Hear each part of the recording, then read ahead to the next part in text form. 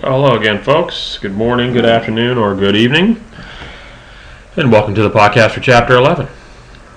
This chapter, probably one of the shortest in the Weinberg and Gold book, really goes over the structure of psychological skills training and how to go about doing this as a process. And so then the chapters that follow, of course, if you've already looked at those chapters or had a chance to read them, are the specific skills or that you might teach within a program called psychological skills training. And so this chapter, we're just going to go through some of the big picture issues about why athletes would do this, why they don't do it, how you go about planning it, how do you know what to put in a psychological skills training program, and how to evaluate it, and generally just the big picture structure stuff.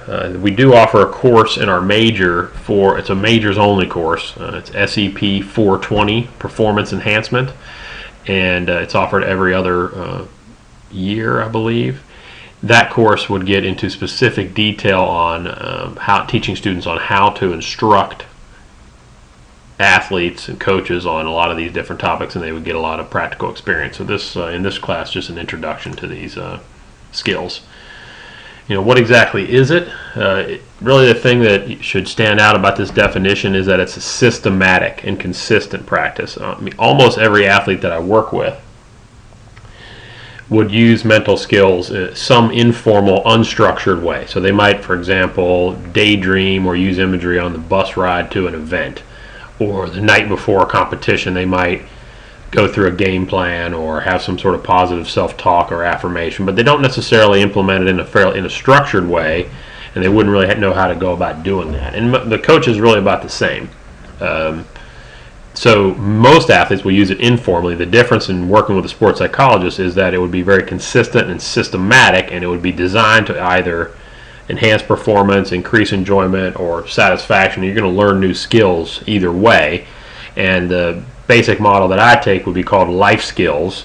So you're teaching athletes skills to manage pressure, performance, that of course you're teaching them in the context of sport, because you're working with them as their role as an athlete.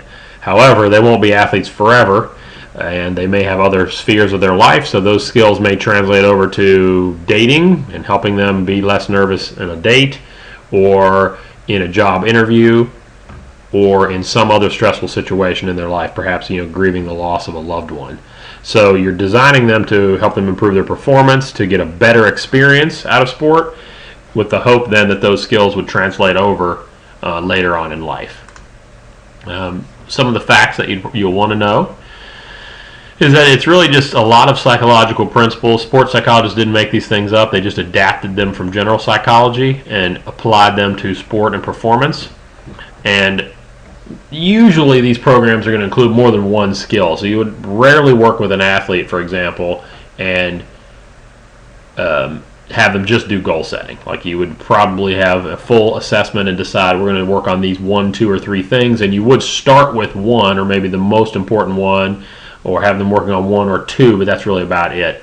And if done well and implemented systematically, I have seen athletes go from at the university, for example, walk-on status to starting, from low-level starters to team captains, from team captains to all Big East. I've seen people who've implemented these things, and it can have dramatic effects on performance, but it also takes a high level of commitment to implement it systematically, and very few athletes are actually willing to do that.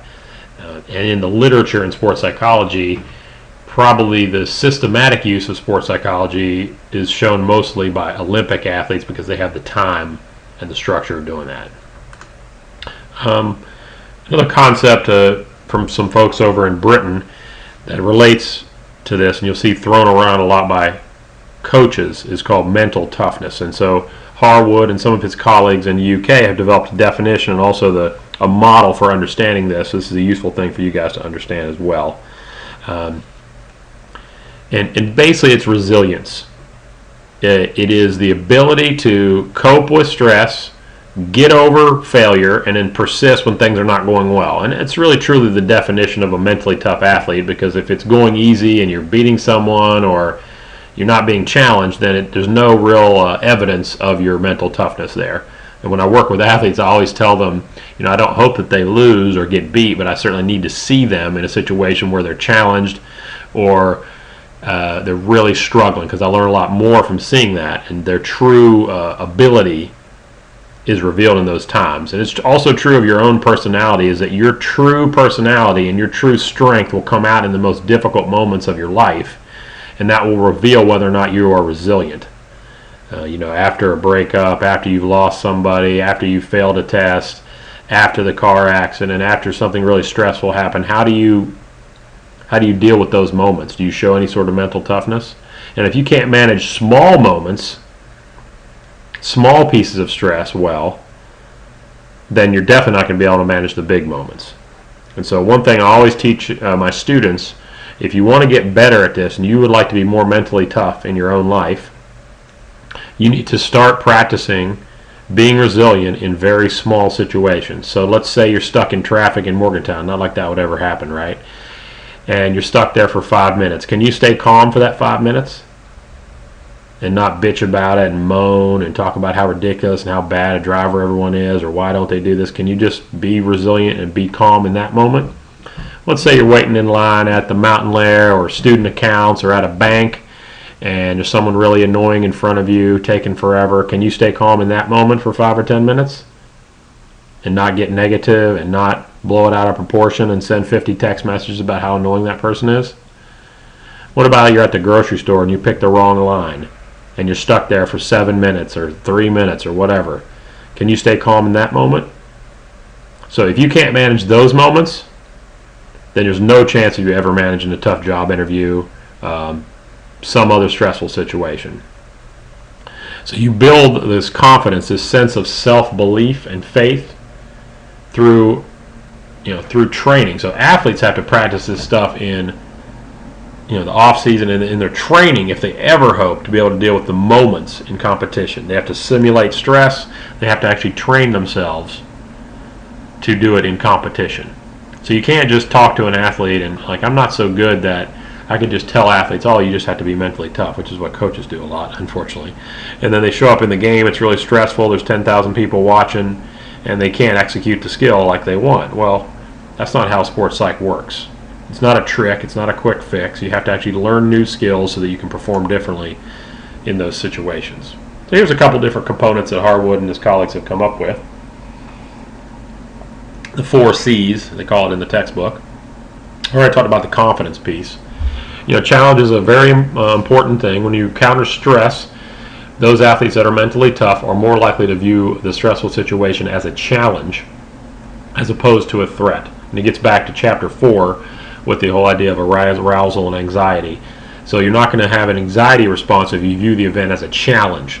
You're more likely then to feel like you do have some perception of control, and you're going to be more committed to it because you feel like you have an active role. Whereas when we're threatened, we back away, feel like we don't have control, and we're less likely to make a full commitment. So, in my opinion, the interpretation of challenge in stressful moments is one of the critical pieces here that you can change, help an athlete change, that will help them then to begin to see over time, particularly as they take on smaller challenges and build momentum and build confidence, that they'll then be able to feel like they are in control, and they'll be more willing to exert a commitment in that event. So useful to understand those definitions.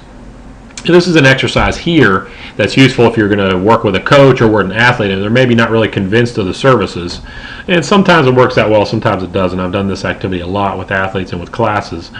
So you might think for yourself for a second, just take college sports, whatever sport you want to imagine, and then you say, well, how important would it be to your performance to have good psychological or mental skills, or how important would it be for athletes to be mentally tough? That's what I usually ask coaches. And 1 being not important, 10 being essential. And you can imagine most athletes or coaches would tell you that it's a 9 or a 10. Oh, it's very important, it's critical. Okay? So you get that piece first, and then you ask them, all right, well, let's break down your schedule here. How long do you spend, let's say, per week or per day physically training? Preparing strategy, all that kind of stuff, and then what about the amount of time you spend preparing psychologically?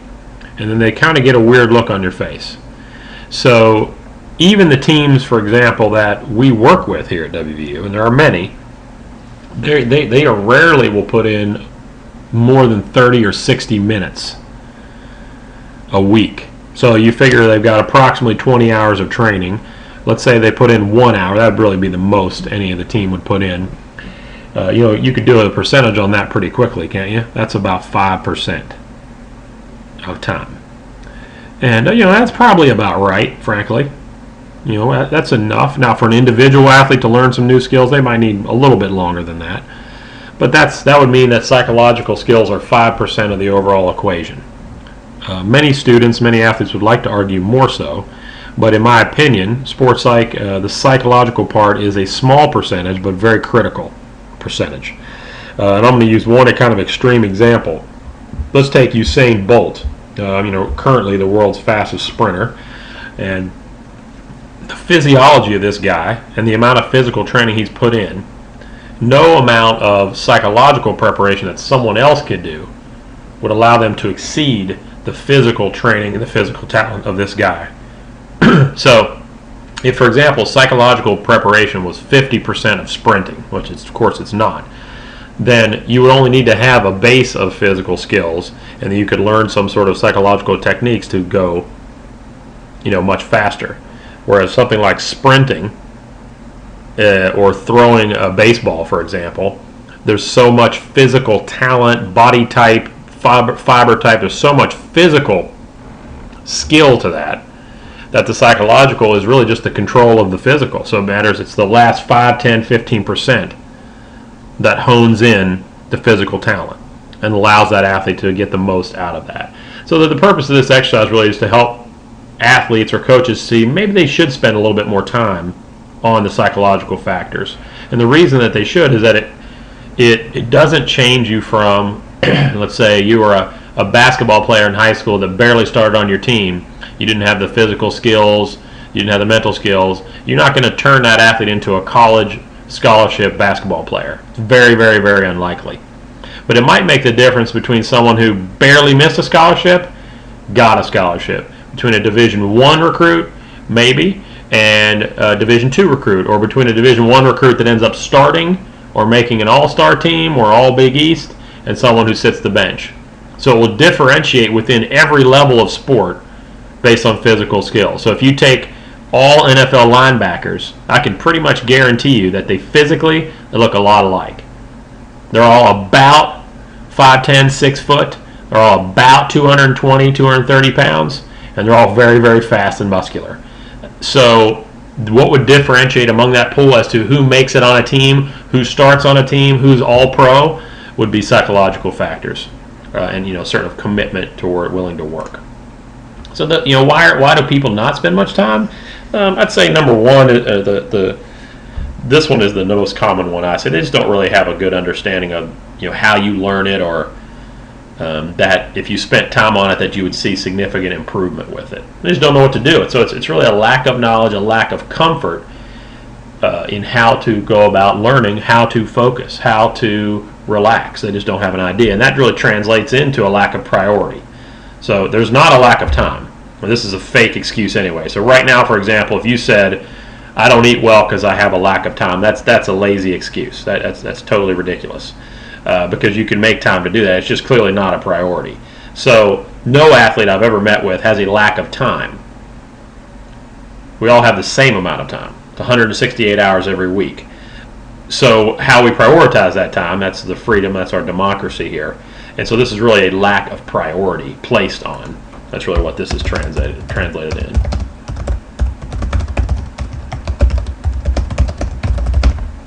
Okay?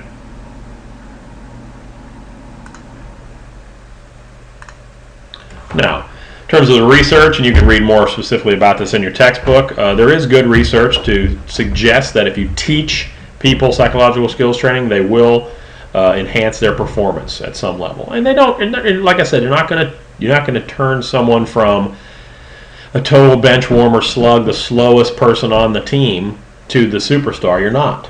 But you're going to help someone who's already at a high level of physical skill get more consistent so that then they have more opportunities to perhaps make it to the next level, or you might be able to really enhance the skill and the performance of someone who's not really gotten opportunities to play yet. In order for it to work, you have to individualize it. It has to be systematic and include multiple skills. So you can't, for example, go to a team and already have a package of 6 presentations that you're going to teach that's not matched up to what the team needs or to what the individual needs. That would be called a canned approach, in the sense that I already have the answer in the can. That doesn't work. Some people sell that online or whatever, a video series. That doesn't work. So, I mean, you would learn some new skills, yes, but that's not the most effective way to go about doing it. So I would suggest that if you're going to get into this, that you learn to do it correctly, and you'll be much more effective and deliver a really quality product. There are 3 phases that I want to go over that are important to how you instruct people through psychological skills training. And the first is figuring out, what skills need to be learned, and you're going to teach them. So this is a place where your performance will not get better, and in fact, it may actually get worse. You have to do some sort of assessment, and you're going to get better with skills, but it may take several months to see the improvement in these skills. It's almost like learning a new strategy or technique at your sport. So, for example, let's take a basketball team that's learning a new offensive or defensive scheme. You can imagine the first few days of practice you introduce that new scheme, people are going to be making all kinds of mistakes, and they actually might play worse because they're thinking about where they might be on the field, they're thinking about where they're supposed to pass or move or shift or who they're supposed to pick.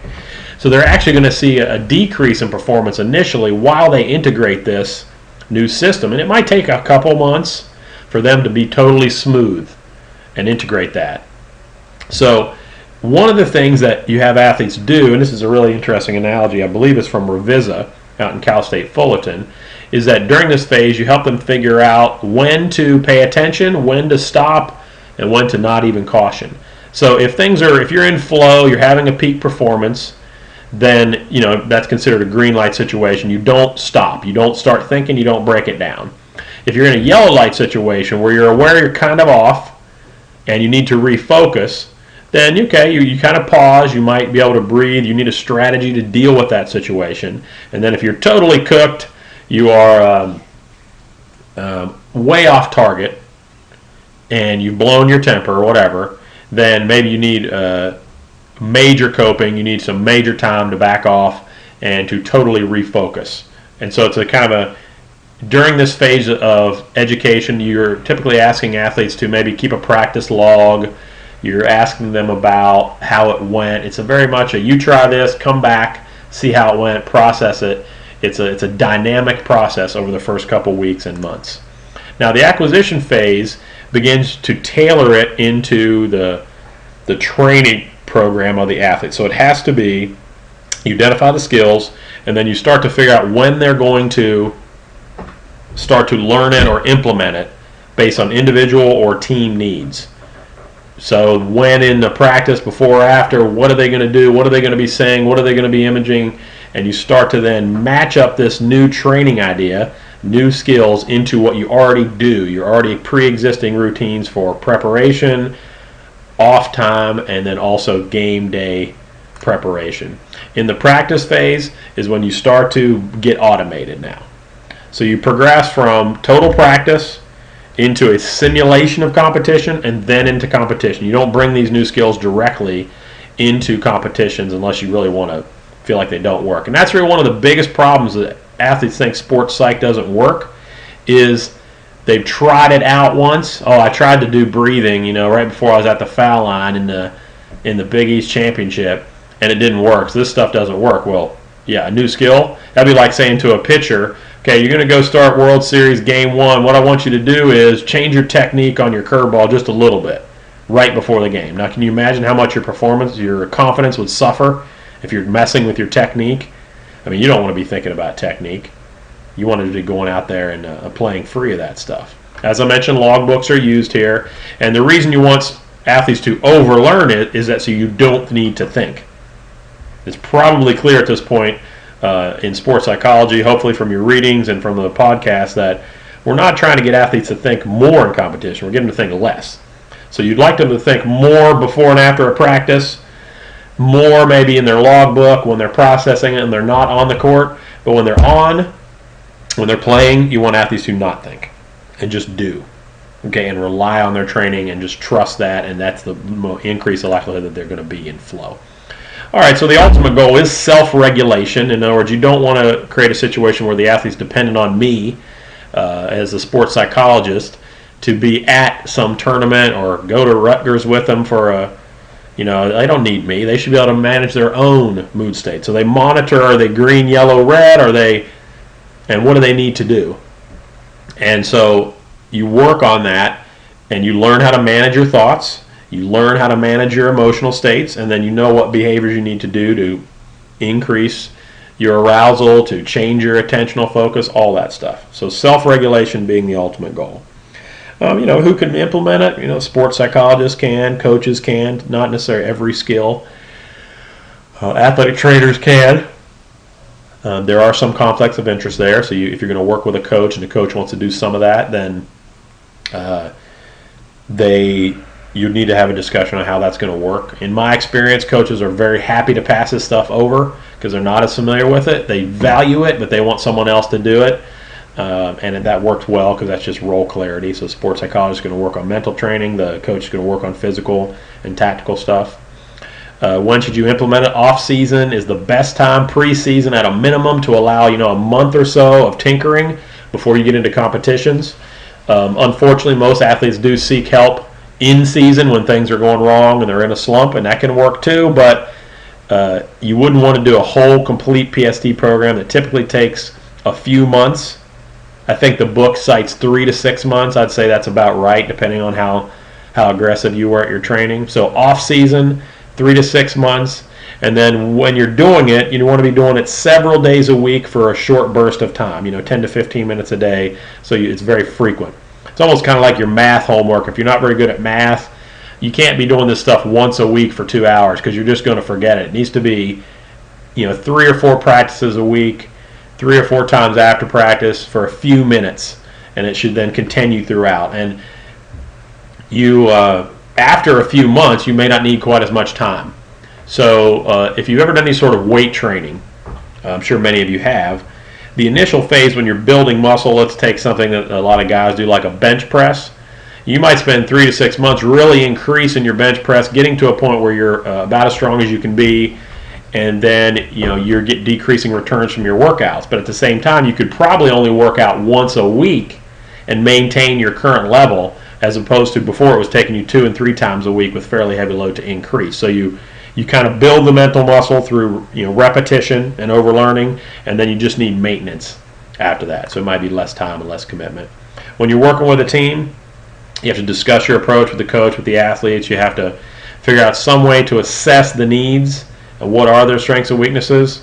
What are you going to include? You design a schedule, and then you evaluate the program. So it's a fairly straightforward approach. If you're not doing any of these steps, you're doing it wrong. So if someone is coming to your team, they already have the plan in place before they talk to you, they're not any good. They're simply not any good. If you're ever working individually with someone and they already know what to do before they talk to you, then they're not any good. So just as an example, the other day I was talking with this basketball athlete, not on WVU's campus. Paul, excuse me for a moment. And this particular athlete that I spoke with, this is a guy that was trying out for the NBA Developmental League, and he's totally unrelated to WVU.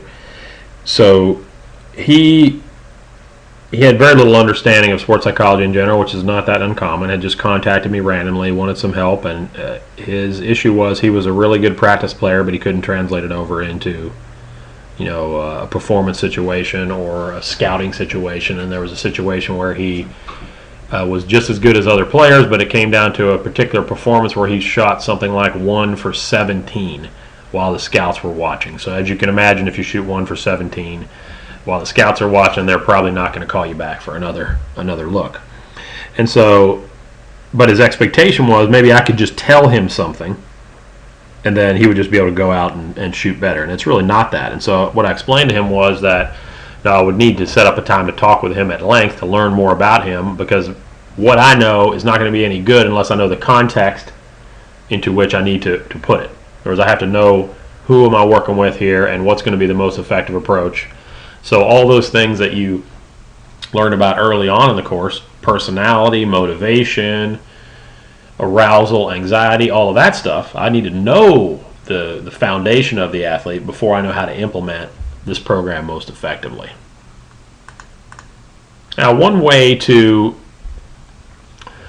assess an athlete's strengths, this is a very subjective measure, is to give them a performance profile. So this is where they just rate themselves, and you can see the scale in between from 1 to 10 on how good do they think they're currently doing, what's their confidence like, how well do they concentrate, what about their determination, their stress management. And there are definitions that accompany these things that you can give to the athlete.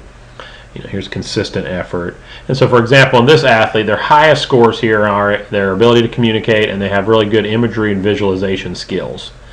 Okay, those would be strengths. Looks like motivation is fairly high. And frankly, if they're going to work with a sports psychologist, their motivation to at least learn something is usually high.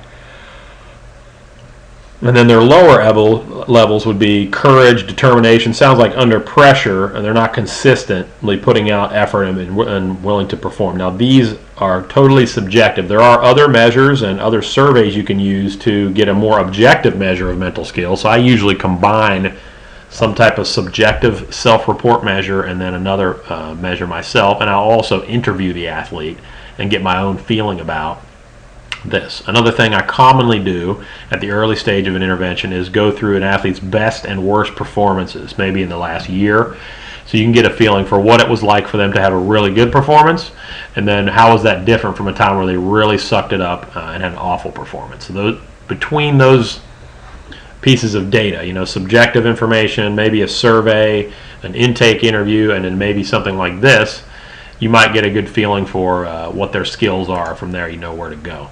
So then you identify where the services are, what you're going to do. You're going to discuss your approach and what kind of, like, is it a clinical issue? Is it educational? And then you're going to really need to build rapport. This part here is really got to come up here. So this is, Weinberg and Gold are not exactly correct here. I would do this first, along with identifying services, but I would do this before I did anything else. You need to have a rapport with the athlete or with the coach before you start to mess with anything else. Okay, but all this stuff does come up first. We mentioned assessment of strengths and weaknesses, and performance profiling. I mentioned doing an interview and then using an inventory like a survey.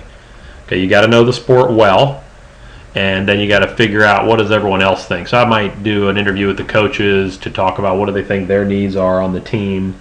If the individual athlete is okay with it and approves it, I might then ask the coach about what they think the individual athlete's needs are. But I wouldn't then discuss what the athlete had said with me because of a confidentiality issue. But you do need to be around. So another thing that would be in here, in my opinion, would be spending time just doing observing, around that. So let's add that to the list.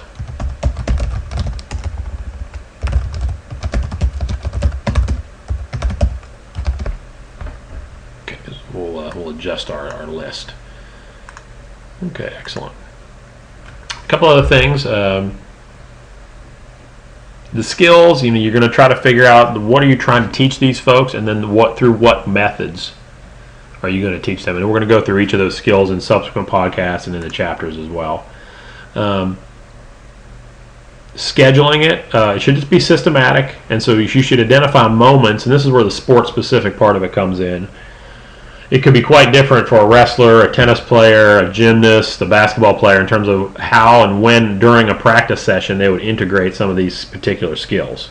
So like tennis and golf are good examples of pre-shot routines, pre-serve routines are fairly important. In basketball, it's more open. You don't have those things as much, except perhaps on a foul line. So they don't. There isn't a perfect map for every sport. You want to begin it early. You want to hold formal meetings where you're formally teaching and introducing the skills, as well as just having discussions about people's experiences. That would be an informal. And then you should figure out a way to implement it so that it's fairly clear.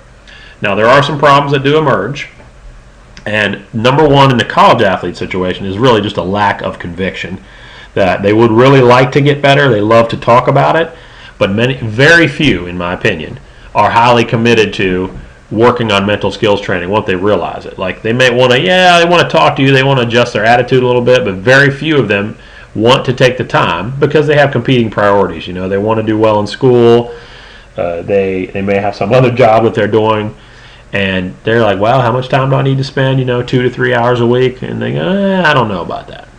So the lack of conviction is, and it's not meaning to say student athletes are lazy. They're not. They're actually very hard-working people on the campus, but they don't want to put forth the amount of effort it takes to actually get better because they're already at an okay level of performance and they're already on scholarship perhaps or on the team, and okay, that's good enough for them. Okay, but some do really work at it and some see significant improvements in that. So if you do systematically go after it, you do follow it up, you make it a priority, then it can really have a positive influence. Lack of knowledge of sport would be something from the consultant perspective. And there's a bunch of information on effective sports psychology consultants in your chapter. Chose not to spend a lot of time on that. You're welcome to read through that, but in terms of the lecture, it didn't feel like it was useful for me to spend time on that information. I feel like it's somewhat common sense. So hopefully you have a better sense now of the structure of PST programs and from a big picture standpoint how you implement this stuff. And subsequent podcasts, the remaining podcasts for this course will highlight the specific skills and the key issues relevant to each of those psychological skills. Enjoy the rest of your day.